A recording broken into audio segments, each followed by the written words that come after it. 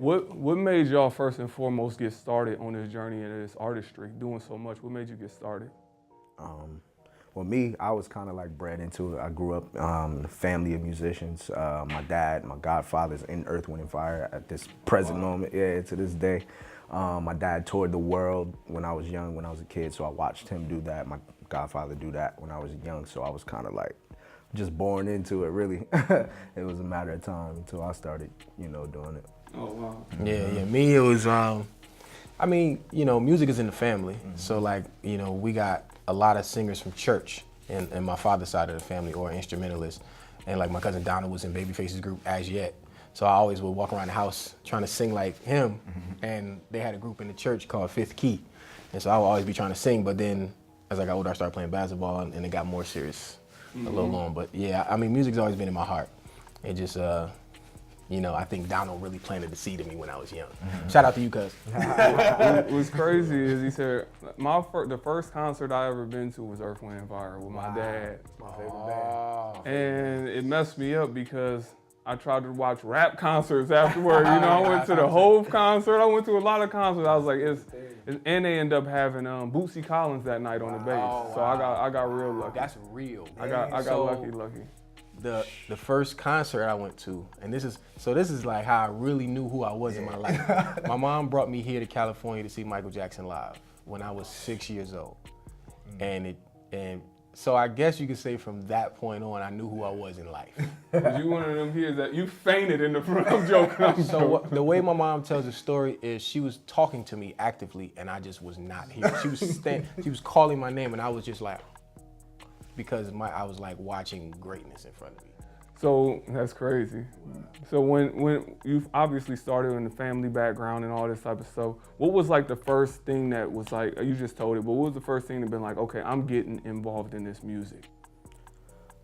Man, for me it happened really, really early. I was just blessed to have people around me that actually saw something in me and told me. You know what I'm saying? So I'm just thankful for that, having those people in my life, my uncle and my dad, of course, my mom.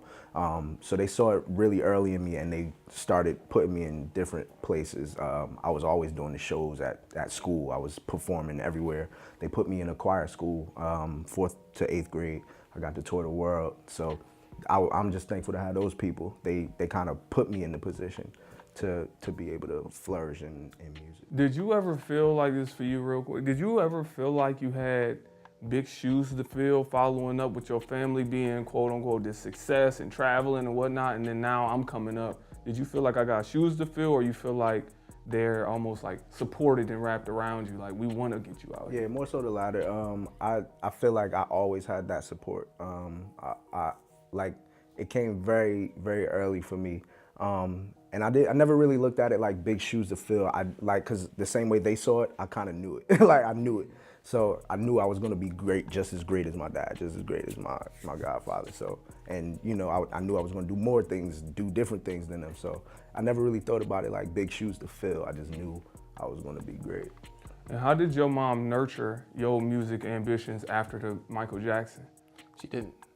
So for me, it was a very different story. So my parents were not, both my parents had their masters, well, my father passed away, but both my parents had their masters from Cornell University. My mom's still here.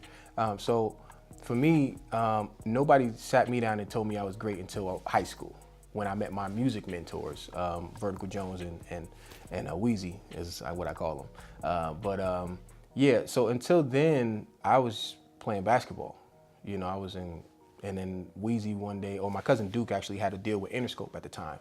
And he stopped me one day and asked me if I knew any rappers or anybody who could sing. And I was like, well, I write songs. And so then he was like, well, come by the house and, see something. I had brought all my songs that I wrote over and sang them for him. He was like, yo, you have a gift. And then Vertical was there at the time. He said, man, I want you to understand something. You have greatness in you. And that was the first time anybody in my life, even outside of my parents, told me that. And that's what made me be like, I could really do this. I'm not just good at it. I actually have a gift. And that's what made me be like, okay, that's because a lot of stuff in life was happening. That's what made me really start walking away from basketball and more into creative arts and singing and music.